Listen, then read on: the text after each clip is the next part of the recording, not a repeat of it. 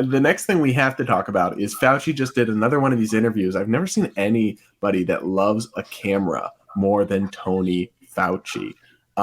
He just did another one of these interviews where he talks about his critics, including people like you and I, but particularly Senators Rand Paul and Ted Cruz. And here's what he had to say. Well, there are a lot of Republican senators taking aim at this. I mean, that's okay. I'm just going to do my job. And I'm going to be saving lives, and they're going to be lying. It seems another layer of danger to play politics around matters of life and death. Right, exactly. And to me, that's unbelievably bad, because all I want to do is save people's lives. I'm saving lives, and they're lying.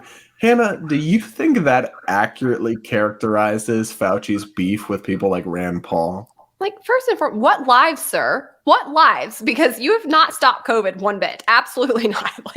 I'm going to call him Fauci Kardashian from now on, because this man is calling. He clearly just wants to be on TV. He wants to be a reality TV star. You probably don't remember this, but one of the first reality shows back in the day was Laguna Beach. And there was this huge war between a girl named Kristen Cavallari on the show and Lauren Conrad. And people got really into it. And there were even like t-shirts that were sold at Hollister that were Team Lauren and Team Kristen. I think we need to bring that back and have Team Fauci Kardashian and Team Rand Paul, because this is a battle for the ages. And let me tell you who's winning. Mr. Rand Paul. I actually detailed this in numerous articles for FEE over the past year, because I started keeping track, right? I love Rand, love his work. But listen, I wanted to know if he was right. So I started kind of digging in, and he kept having these like big spars with Fauci in committee hearings. And I started just kind of watching. And over the months, Fauci would inevitably start backtracking and ultimately admit that what Rand Paul had said in those initial spars was correct. It happened around shutting down schools when Rand fervently said there was no reason to shut down schools. There was no science actually backing that up. And Fauci went hard on him, and the left attacked him and said that he was fine with murdering kids, and, you know, that they hoped his neighbors would beat him up again. He had all this violence spewed at him. But then sure enough, after the damage was done, Fauci walked that back a number of months later and said there was no reason for schools to be closed. We saw it again when Fauci tried to deny that his institution had funded gain of research in China in the Wuhan lab. Rand Paul brought this up. Again, the left, the media went after him. They called him a conspiracy theorist. They said this was bogus. There was no evidence of it. But then sure enough, we find out that that's exactly what happened. The NIH did fund, through another nonprofit, grants to fund gain of research in Wuhan. And so then what did Fauci do? He started trying to change the definition of gain of function research. It was absolutely ridiculous. And so rally it, tally it up. Rand Paul has not been wrong once. Fauci has been wrong in every single one of these battles. He never comes back and says he was wrong. He just slowly changes definitions, changes his mind, changes the policy. The arrogance of it is absurd. And I just have to say, I'm really thankful we at least have a couple representatives doing their jobs and holding unelected bureaucrats like Fauci accountable and actually presenting who they are to the public. Because were it not for Rand, there has been nothing out there consistently pushing back against Fauci and his bogus narrative and his lack of actual reliance on science.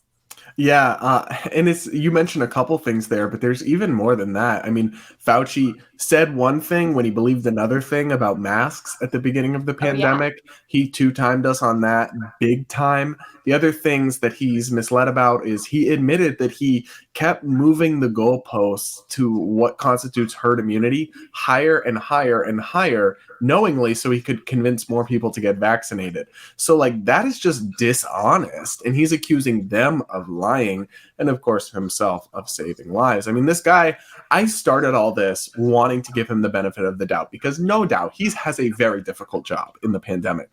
But at this point, like, he's got this weird messiah complex. And listen to what he literally says in this clip, because I wanted to know if this was fake. Like, when I heard it, I was like, this is parody, right? But then I found the CBS clip. It is real. Take a listen, Hannah. Anybody who's looking at this carefully realizes that there's a distinct anti-science flavor to this. So if they get up and criticize science, nobody's going to know what they're talking about. But if they get up and really aim their bullets at Tony Fauci, well, people could recognize there's a person there, so it's easy to criticize. But they're really criticizing science, because I represent science.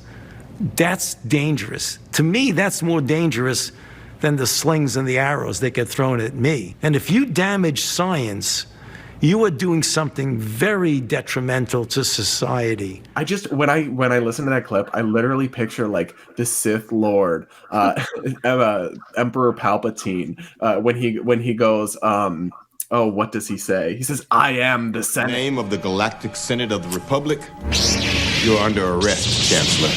Are you threatening me, Master Jedi? The Senate will decide your fate. I am the Senate. Like, this is Fauci. He says, "I am the science. I cannot be questioned. If you question me," first off, you dusty old man. Science is a process. It is not a person or a consensus on all issues. And it's actually all about disagreeing and questioning and proving past hypotheses false. And yet Fauci's saying, like, "I am science. I am unassailable. If you disagree with me, you're anti-science." That is a way of shutting down debate, of delegitimizing the opposition.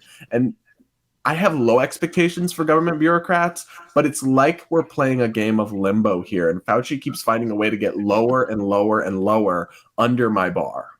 Dude, you could not have said it better. I think it's so creepy. I don't like science that much. I actually did not do that great in science in school. But I'll say this. What I do know about science is that it requires hypotheses being rigorously tested over and over again, and new developments and new discoveries consistently added to that body of work. And so for the top scientists in our country to not even recognize that very basic fact, I think is quite an embarrassment, actually. And I made this joke online, but I actually do stand by it. I think science should sue him for identity theft, because honestly, like, science is losing lots of money in this arrangement. Like, it's lots of credibility gone. If Fauci is science, then science isn't looking so hot these days. Yeah, maybe even a defamation suit. I don't know, but science stuff, like, I think they have a case against Fauci as a whole, so they need to get on that, because he's just embarrassing us.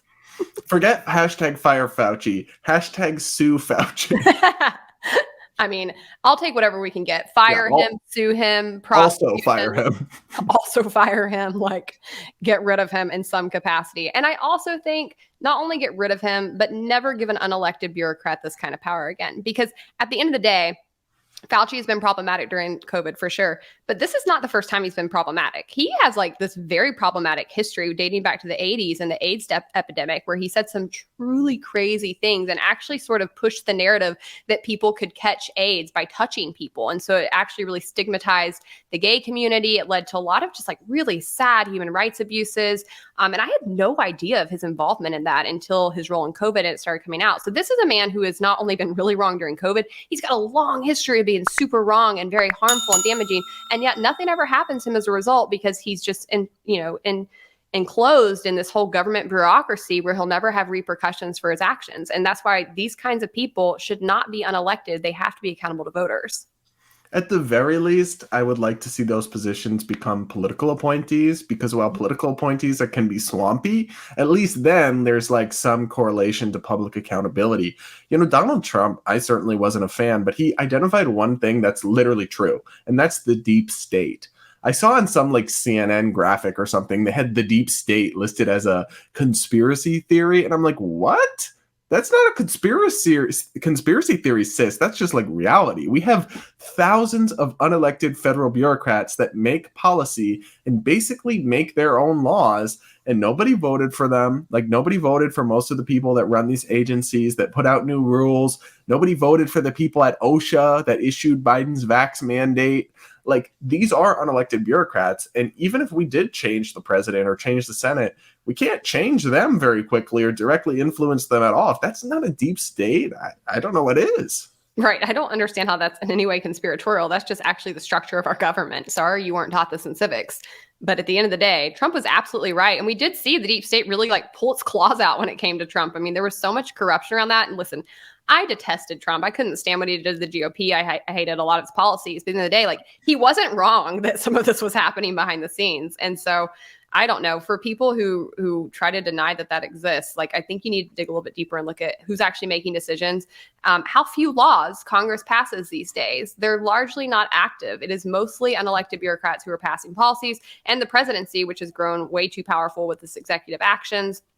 all of it needs to be curtailed. But at the end of the day, I think we have a problem when the left like doesn't see a problem with government at all, much less government being unaccountable. So I don't know. And then we see Republicans get in there and they don't do a whole lot to like fight back either, because they kind of tend to have this opinion that when it's their people, when they're in charge, everything's fine. And that's just totally antagonistic to my way of thinking. So I don't know. I feel a little bit hopeless about the deep state, but certainly it's something we need to continue to educate people about because it is real and it is powerful.